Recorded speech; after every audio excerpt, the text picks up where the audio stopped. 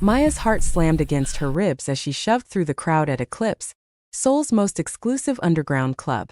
Bass pounded through her chest, blue strobes slicing across bodies packed so tight she could barely breathe. But all she could hear was Marcus's voice cutting through the noise, calling her name like he owned it. She spotted him 30 feet back, shoving dancers aside. His eyes locked on her with that look she knew too well. The one that said she was his property, that running was pointless, that he'd drag her back to New York by her hair if he had to. Maya's pulse spiked. 20 feet. She needed a plan. 15 feet. Her eyes swept the VIP section, desperate. 10 feet. Then she saw him. A man sat elevated in a private booth, surrounded by 6 men in black suits who looked like they'd kill without blinking. He had the stillness of a predator, one arm draped across leather, a glass of whiskey catching the light. Sharp jawline. Dark eyes that tracked movement like a sniper scope. Power radiated off him in waves that made people unconsciously step back. Maya didn't think. She just moved. She walked straight past security guards whose hands reached for her but froze when they saw her determination. She climbed 3 steps, and without asking permission, without knowing his name, without a single plan beyond this second, she sat directly on his lap. The entire VIP section went silent. The man beneath her turned to stone. His men's hands disappeared inside their jackets. But Maya kept her eyes forward, watching Marcus stop dead 15 feet away, his face draining white like he'd seen a ghost. "You're either very brave or very stupid." The man's voice was low, controlled, with a Korean accent that made each word feel like a threat. "Which is it?" Maya's voice shook despite every effort to sound confident. "Both. Please. Just play along. That man can't know I'm alone." She felt him shift beneath her, the rigid tension easing slightly. His arm, which had been hovering in the air, slowly wrapped around her waist, pulling her back against his chest like she belonged there. His other hand set down the whiskey with deliberate care and gestured lazily toward Marcus. "The one in the gray suit?" His breath was warm against her ear. "The one who looks like he's about to piss himself?" "Yes."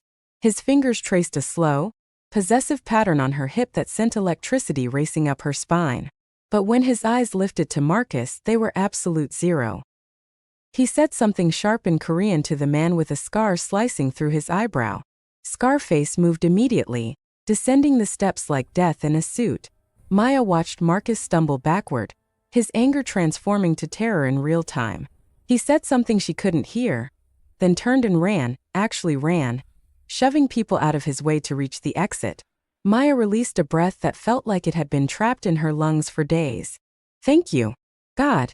I'm so sorry. You just sat on the most dangerous man in Seoul like it was a taxi." His voice stayed calm, but there was an edge now sharp enough to cut. "Either you're insane or you're in more trouble than he is." He stood, lifting her with effortless strength, then set her on her feet. His men closed in, forming a wall of muscle around them. "Walk with me.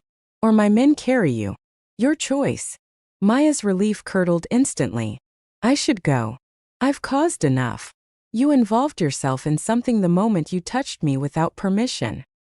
His dark eyes studied her with an intensity that made her feel stripped bare. "But I respect courage. Even foolish courage." He gestured toward a hidden door. "Come." It wasn't a request. They moved through a black curtain into a private elevator lined with mirrors. The man stood across from her, hands in his pockets, watching her reflection like he was cataloging every detail.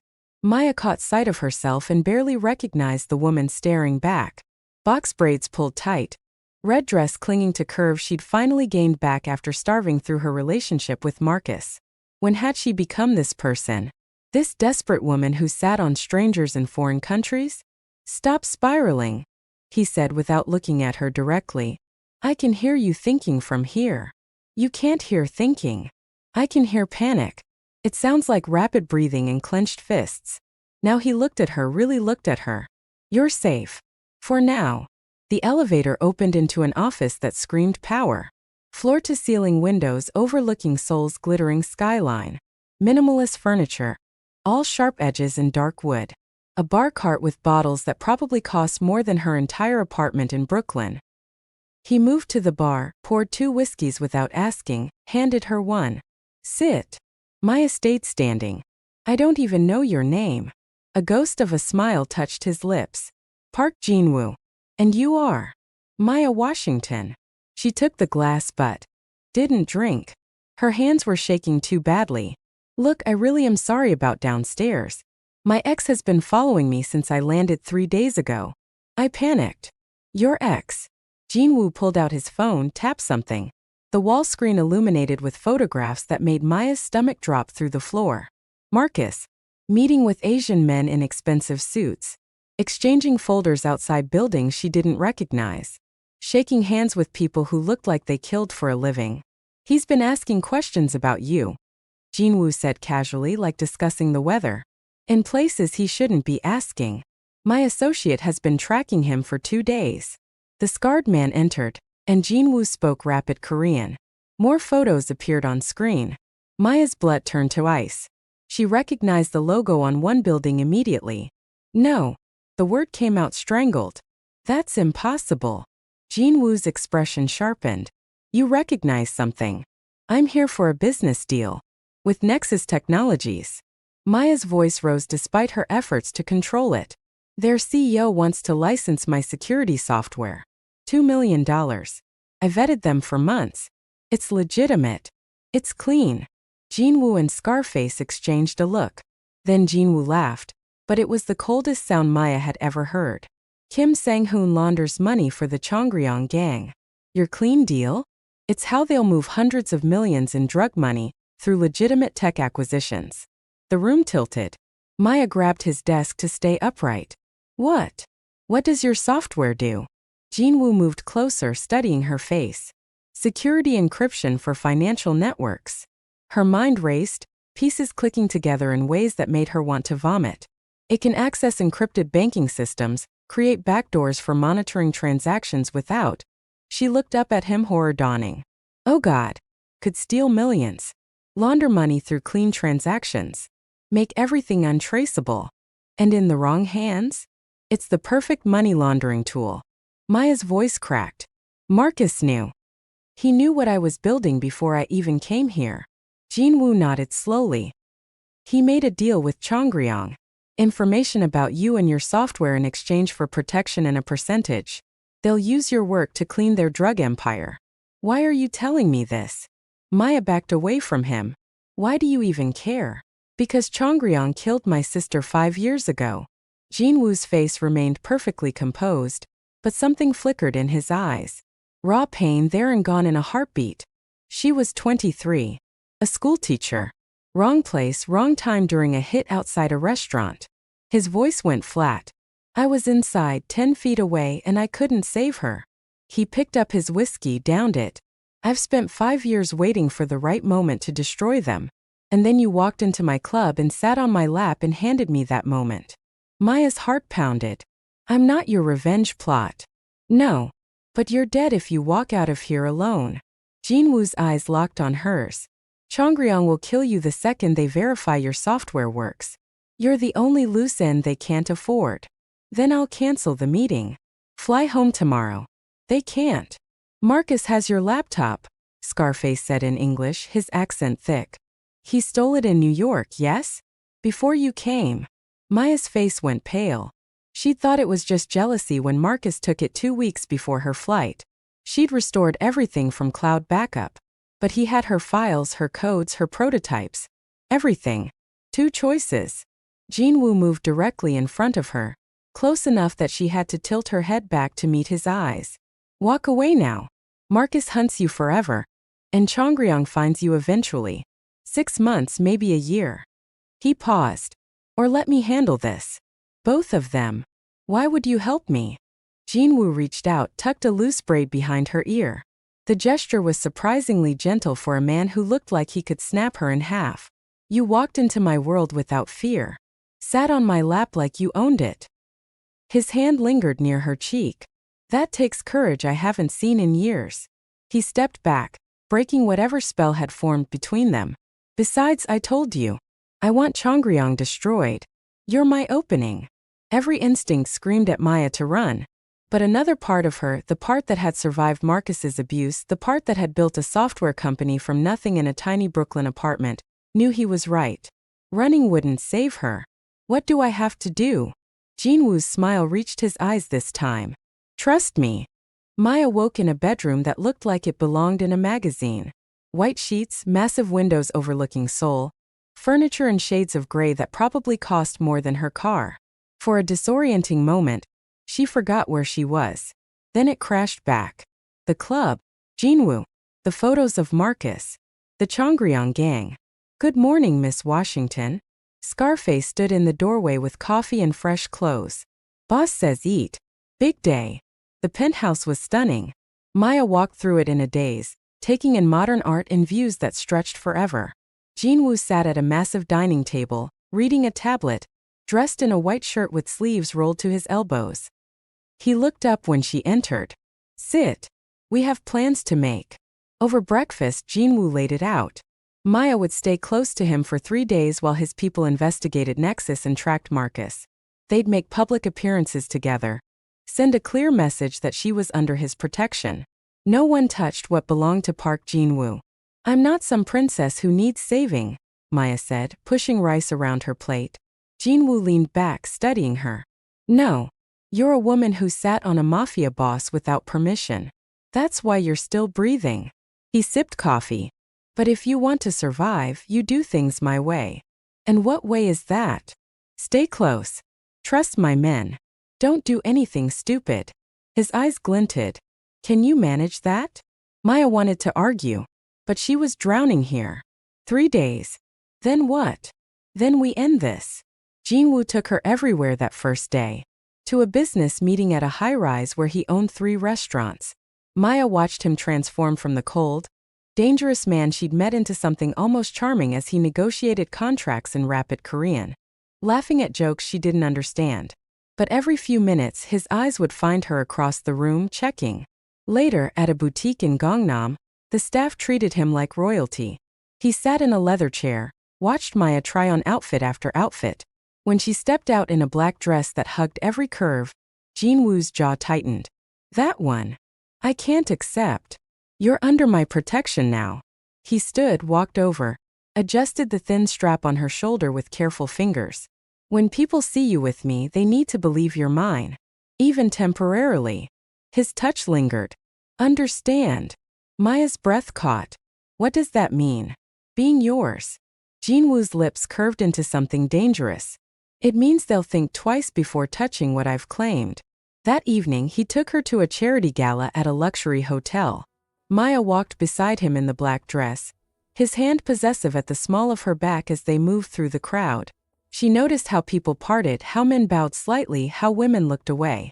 Jin-Woo commanded respect and fear in equal measure. You do this often? Maya accepted champagne from a waiter. The charity thing? Every month. Different causes. Jin-Woo nodded across the room. Children's hospitals, orphanages, education programs. Always anonymous. That doesn't fit the mafia boss image. My sister wanted to be a teacher. Believed education could save people. His voice went quiet. After she died, I made sure her dream didn't. Before Maya could respond, a woman approached them. Stunning, tall, elegant in red. Moving with the confidence of someone who knew every man wanted her. She spoke to Jin-Woo in rapid Korean, her hand touching his arm familiarly, possessively. Jin-Woo responded coldly, his body shifting subtly toward Maya. The woman's eyes flicked to her, assessment and dismissal in one glance. She said something else, laughed, then walked away. Maya hated the acid burning in her chest. Who was that? No one important. A business associate who doesn't understand boundaries. She seemed pretty comfortable touching you. Jin-Woo looked down at her, and something flickered in his eyes. Amusement, maybe. Or something darker. Are you jealous, Maya? I don't know you well enough to be jealous. Good. But he pulled her closer anyway, his mouth near her ear. Because while you're under my protection, no one else touches me either. Maya's breath hitched. This was pretend, she reminded herself. Just for show. But the way Jin-Woo looked at her didn't feel like pretending. On the second day, Jin-Woo taught her Korean over breakfast. This means help me. He wrote characters on a notepad. This means leave me alone. And this? His lips quirked. Means you're an idiot. Maya laughed for the first time in days. When would I use that? When dealing with your ex? Or me? Possibly both. Later, they walked through Bukshan-Hanok village, traditional houses tucked between skyscrapers. Jin-Woo's men followed at a distance, but for a few hours it almost felt normal. Like they were just two people. Why software? Jin-Woo asked as they climbed a steep street. Taught myself to code at 15. Mom worked 3 jobs, was never home. Internet raised me. Maya shrugged. Programming made sense when nothing else did. What about you? How does someone become this? Jin-Woo's expression darkened. My father ran a small gang. Made enemies. When I was 19 they came for us. Killed him. My mother almost killed me in Jia. He touched a scar on his neck. I survived. Built something bigger. Made sure no one could touch my family again. But they did anyway. Yes. The word carried 5 years of grief. They did anyway. That evening they stood on his rooftop, the city spread below like stars. Jin-Woo handed her wine, and they stood in silence. You're different than I expected, Maya said finally. When I sat on your lap, I thought you were just another thug in nice clothes. And now I don't know what you are. She turned to him. You kill people, don't you? Jin-Woo didn't flinch. Yes. How many? Too many to count. Does that frighten you? Maya considered it honestly. It should. But it doesn't. Maybe I'm broken. You're not broken. His voice was soft. You're a survivor. There's a difference. He moved closer, cupped her face. My world isn't safe, Maya. After this is over you should go back to your life. Forget you ever sat on my lap. What if I don't want to forget? He kissed her then, slow and devastating. His hand tangled in her braids, pulling her closer until there was no space between them. Maya melted into him, fisting his shirt, tasting wine and whiskey and something uniquely him. When they broke apart, both breathing hard, Jin-Woo pressed his forehead to hers. This is a mistake, he whispered. Probably, Maya agreed, breathless. But I've made worse ones. They made love that night, slow and intense, exploring each other like they were trying to memorize every touch. Afterward, Jin-Woo held her against his chest, fingers tracing patterns on her skin. Jia had this laugh that could light up a room, he said quietly into darkness. Used to drive me crazy when we were kids. His voice cracked. The night she died, she was meeting me for dinner. Got caught in crossfire outside the restaurant. I was inside 10 feet away and I couldn't save her. Maya pressed a kiss over his heart. It wasn't your fault. I've spent 5 years waiting for the right moment to make them pay. Then you sat on my lap and gave me that moment. Then let's end this tomorrow, Maya said fiercely. For Jia. And for us. For us, Jin-Woo repeated. But he sounded like he didn't believe there could be an us beyond these stolen days. The next morning, Scarface burst in, phone in hand, face grim. Jin-Woo was teaching Maya self-defense in the living room when Scarface started rapid-fire Korean. Jin-Woo went rigid. He turned to Maya, his face stone. Marcus isn't just working with Cheongryong. He gave them your entire proposal. They know exactly what your software can do. Maya's stomach dropped. What does that mean? It means they'll kill you the moment they verify it works. You're the only loose end. Jin-Woo paced, mind working. When's your meeting with Kim Sang-hoon? Tomorrow. 2 o'clock at Nexus. Jin-Woo stopped, turned to face her. Then tomorrow you go to that meeting. Are you insane? You go. But not alone. Not unarmed. He pulled out a bracelet that looked delicate but felt heavy. You'll wear this, my men will be planted inside as employees. We get Kim and his handlers on record discussing the deal. Then we end this. Maya stared at the bracelet. And if something goes wrong? Then I burn Nexus to the ground to get you out. He said it like discussing whether. But nothing will go wrong. Do you trust me? Maya thought about the past 3 days. How Jin-Woo had kept her safe, shown her parts of himself he clearly didn't show anyone. How he kissed her like she was precious. How his eyes softened when he looked at her despite his world being built on blood. Yes, she said. I trust you. They spent the day preparing. Jin-Woo walked her through exactly what to say, how to react. Scarface showed her the panic button in the bracelet, made her practice until she could. Activate it blind. Two more of Jin-Woo's men, Min-jun and Dae-young, went over Nexus's floor plan, marking exits and safe points and where they'd be positioned. That night, Maya couldn't sleep. She found Jin-Woo on the rooftop smoking. He didn't smoke often, only when worried. "Can't sleep?" he asked without turning. Maya stood beside him, wrapping her arms against the cool air. "Terrified, actually." "Good. Fear keeps you sharp." He took a drag, exhaled slowly. "I won't let them hurt you." "You can't promise that." "Yes, I can." Jin-Woo turned, and the intensity in his eyes stole her breath. "I've already lost one woman I cared about to them. I won't lose another." "You care about me?" "Dangerously." He crushed out the cigarette, pulled her into his arms. "After tomorrow you should leave Seoul. Go back to America. Find a nice, safe man who doesn't do the things I do." Maya pulled back to look at him. "What if I want the man I am with right now?" "Then you'd be more foolish than I thought." But he kissed her anyway, deep and desperate, like trying to memorize her taste before she disappeared forever. The Nexus Technologies building was glass and steel, a monument to corporate success built on dirty money. Maya walked through the lobby, head high, wire hidden beneath her blouse, bracelet heavy on her wrist. She could feel Jin-Woo's men around her, invisible but present. Scarface fixing a light fixture, Min-jun at reception, Dae-young by the elevators in a security uniform. The conference room was on 15. When Maya stepped inside, her stomach churned. Marcus sat at the long table, smug in an expensive suit he couldn't afford. Kim Sang-hoon, the CEO, sat at the head, an older man with cold eyes and a cruel mouth. Two men in black suits stood behind Kim, jackets bulging with weapons. "Miss Washington." Kim stood, extending his hand. "We're so pleased you've reconsidered our generous offer." Maya shook it, skin crawling.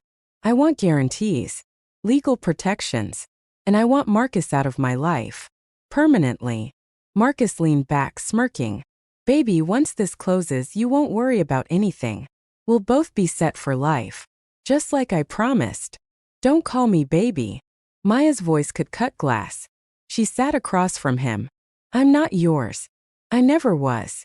Kim cleared his throat, impatient. "Let's focus on business. The software, Miss Washington. You can install it remotely into any encrypted banking system." "Yes." "Creates a backdoor hidden in routine security updates. Undetectable for up to 6 months. And this allows us to monitor transactions in real time, redirect funds." Maya forced eagerness into her voice. "Yes. You could move money between accounts without leaving traces. Banking networks, government databases, even private security firms. The encryption is incredibly versatile." Kim's eyes gleamed with greed. "And you understand this gives us access to sensitive financial channels currently beyond our operational reach?" There it was. The wire caught every word. "I understand completely. That's why the price is $2 million. Cash like we discussed." Kim laughed, a sound like breaking glass. "The price is your life, Miss Washington. You didn't actually think you'd walk out of here, did you?" Everything exploded at once. Marcus's eyes widened, finally noticing her bracelet. "She's wired. Check her now." The suited men lunged. Maya slammed the panic button as one grabbed her arm hard enough to bruise. Then the door exploded inward with